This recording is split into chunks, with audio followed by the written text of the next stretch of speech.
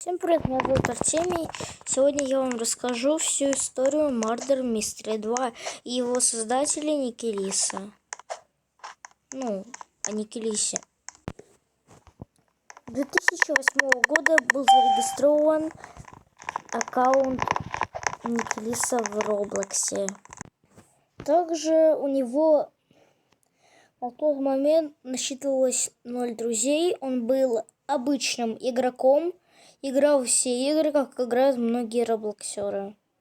С выходом 2014 года он объявляет игру Murder Mystery 2.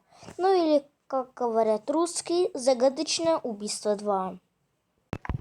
Когда многие карты были совсем игра была не Murder Mystery 2, а переименована в Murder Mystery 1. Как говорят русские, Загадочное убийство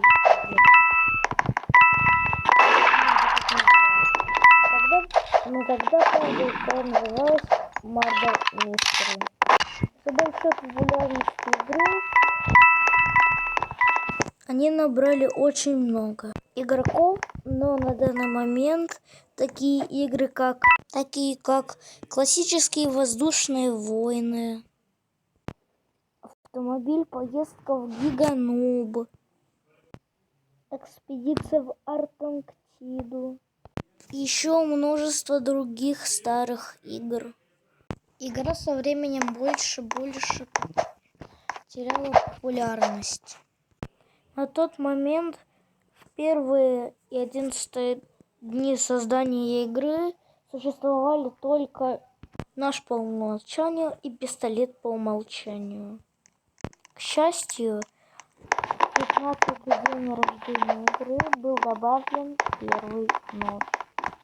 Точнее, пистолет. Всплеск. Видите, который в углу? Четвертый, пятый эпизод. Не знаю. Либо в 5 лет игры существовало много всяких ножов, даже появился первая коса Никелиса. И на тот момент она существовала только у создателя игры. Я пропустил одну лишь вещь. Когда игре было 1, возможно, 2-3 годика, то к нему подсоединилось множество других разработчиков. Но потом множество ушло, но у них все есть секретка. Эта секретка посвящена второму разработчику игры. Данный ник не знаю. На зимние моменты были добавлены рождественские зимние жетоны, которые стоили немало денег.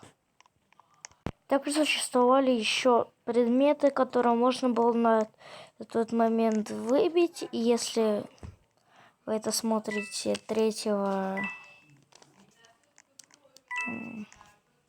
пофиг. Их можно выбить на ближайший момент к зиме. Также 2016 года была добавлена таблица лидеров. Или она существовала с самого появления игры.